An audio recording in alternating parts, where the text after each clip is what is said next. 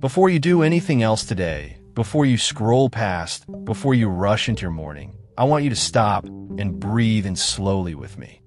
There's a particular kind of tiredness that doesn't come from doing too much. It comes from waiting too long. It's the quiet ache you feel when you watch someone else's life move forward. Their promotion, their wedding, their new home, their breakthrough, while yours seems to be standing still. You have prayed, you have worked, you have believed, and yet the calendar keeps turning and the answer hasn't come. If that's you this morning, I want you to know, gently but firmly, you have not been forgotten. You have not been left behind. You are simply in a season that is about to change faster than you think. There's a story in the book of 1 Kings that I return to often because it speaks directly to this ache. For 3.5 years, the land was gripped by a devastating drought. No rain, no relief, just dry ground and dry hope. Then, on Mount Carmel, the prophet Elijah knelt down and prayed, quietly, persistently, until a small cloud, no bigger than a hand, appeared on the horizon. Moments later, the sky turned black with rain. King Ahab climbed into his royal chariot, the fastest, finest transportation of his day, and raced ahead, trying to beat the storm home. But Scripture tells us something remarkable. The hand of the Lord came upon Elijah, and he outran Ahab's chariot, on foot, all the way to the gates of Jezreel. I didn't share that story to stir up hype. I shared it to remind you of something true and steady. When God's hand rests on a moment, the natural order of speed no longer applies. The one with the head start does not always arrive first. The one who has waited the longest is not disqualified from sudden, supernatural movement. So this morning, I'm not asking you to strive harder. I'm asking you to rest, to lay down the years of striving for a few minutes and let your spirit settle into stillness. Not the stillness of giving up, but the stillness of trust. Because in that stillness, something shifts. The waiting doesn't have to be wasted. It can be the very soil where acceleration is about to take root. Let's pray together now. Settle into a comfortable position. Open your hands gently, palms facing upward. Take one slow breath in and let it out just as slowly. And when you're ready, pray this with me from your heart. Heavenly Father, I come to you quietly this morning, not with striving, but with surrender. You are the author of my story, the one who holds my days in your hands, and the sovereign ruler over every season of waiting and every season of harvest. I lay down the weight I've been carrying, the comparison, the discouragement, the quiet fear that I've fallen too far behind to ever catch up. I release it into your hands now, because you're not bound by the timelines I've measured my life against.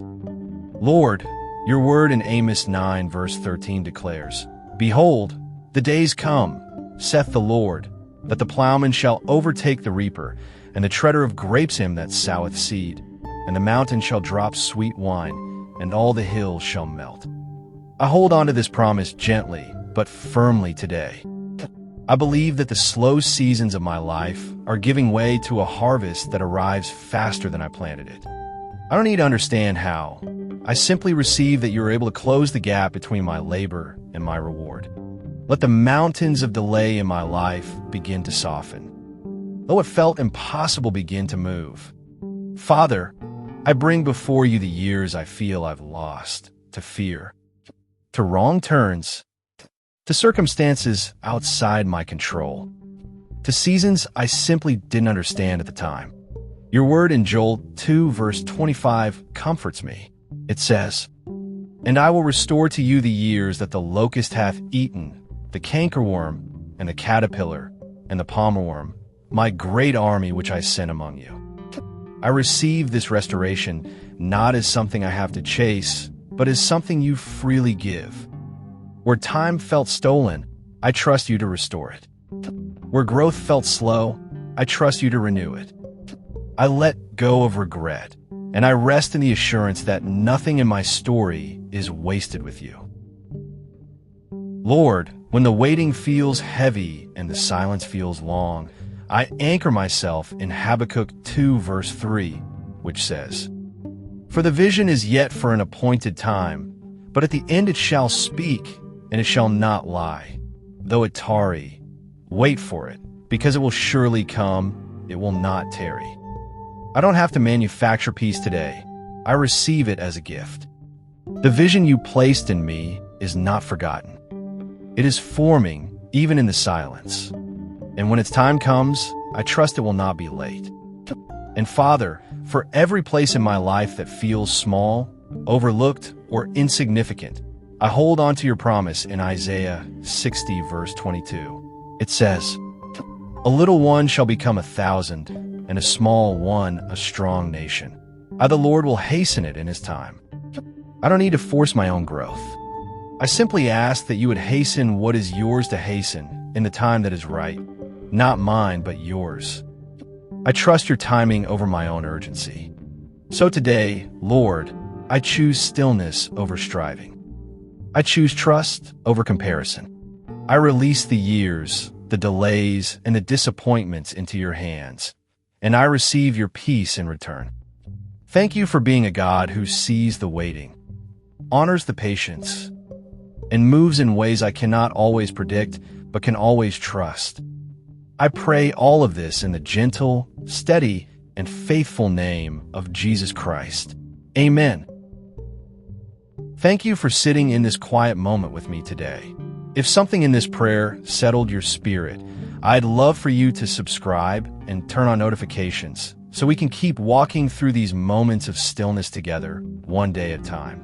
If you know someone who's been quietly carrying the weight of waiting, feeling like life has moved on without them, would you send this to them today?